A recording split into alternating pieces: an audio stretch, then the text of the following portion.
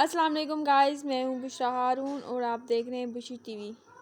آج ہم بیٹیوں کی فضیلت کے بارے میں فرمان مصطفیٰ کے بارے میں بات کریں گے۔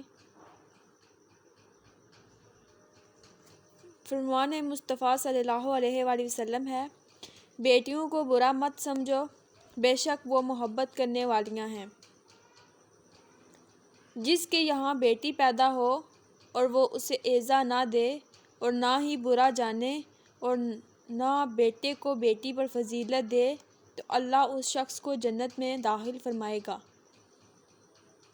جس شخص پر بیٹیوں کی پرورش کا بوجھ آ پڑے اور وہ ان کے ساتھ حسن سلوک یعنی اچھا برتاؤ کرے تو بیٹیاں اس کے لیے جہنم سے روک بن جائیں گی۔ فرمان مصطفیٰ صلی اللہ علیہ وآلہ وسلم ہے، جب کسی کے ہاں لڑکی پیدا ہوتی ہے تو اللہ فرشتوں کو بھیجتا ہے جو آ کر کہتے ہیں، السلام علیکم اہل البیت، یعنی اے گھر والو تم پر سلامتی ہو۔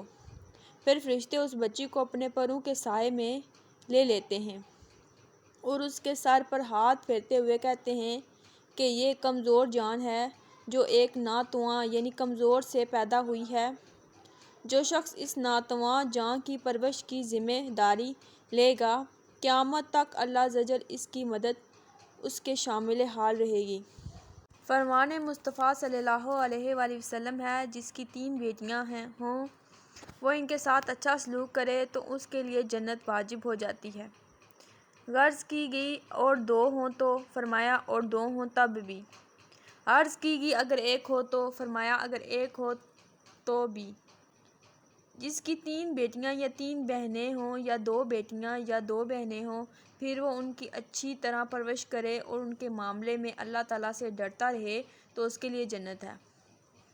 سرکار عالم صلی اللہ علیہ وآلہ وسلم کا فرمان عالی شان ہے، جس کی 3 بیٹیاں یا 3 بہنیں ہوں اور وہ ان کے ساتھ اچھا سلوک کرے تو وہ جنت میں داخل ہوگا۔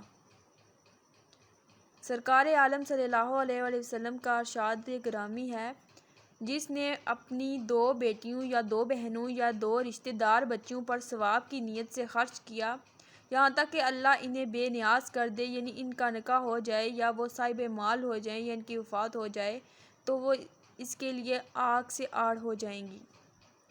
جو لوگ دوسروں کی بیٹیوں کو برا بھلا کہتے ہیں ان کا کیا انجام ہوتا ہے، اس کے لیے میں سٹوری پیش کر رہی ہوں۔ 2 سگی بہنوں نے اپنی اولاد کے رشتے آپس میں طے کیے۔ لڑکی کی نظر کمزور تھی جس کی وجہ سے وہ چشمہ لگاتی تھی۔ کچھ عرصے بعد دونوں بہنوں کے درمیان اختلافات نے سر اٹھایا۔ بات یہاں تک پہنچی کہ ایک بہن دوسری سے کہنے لگی، میں اپنے صحیح سلامت بیٹے کی شادی تمہاری اندھی بیٹی سے برسات ہو گئی کہ عیب نکالنے والی کوئی اور نہیں اس کی سگی بہن تھی۔ بہرحال طعنہ دینے والی رشتہ توڑ کر جا چکی تھی۔ دوسری طرف جب وہ گھر پہنچی تو اسے خیال آیا کہ لوہے کے پائپ نیچے صحن میں رکھے ہوئے ہیں، ان کو چھت پر منتقل کر دیتی ہوں۔ اس نے اپنے بیٹے کو بھی اس کام میں شامل کر لیا۔ خدا کی کرنی ایسی ہوئی کہ اچانک لوہے کا پائپ اس کے ہاتھ سے چھوٹا اور سیدھا بیٹے کی آنکھ پر جا لگا۔ اس کی آنکھ پپوٹے سمیت باہر نکل پڑی۔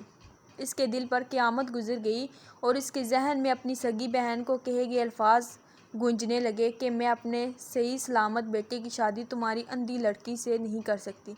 اب اسے اپنے انداز پر ندامت ہونے لگی، لیکن اب کیا فائدہ، بیٹے کی آنکھ تو جا چکی تھی۔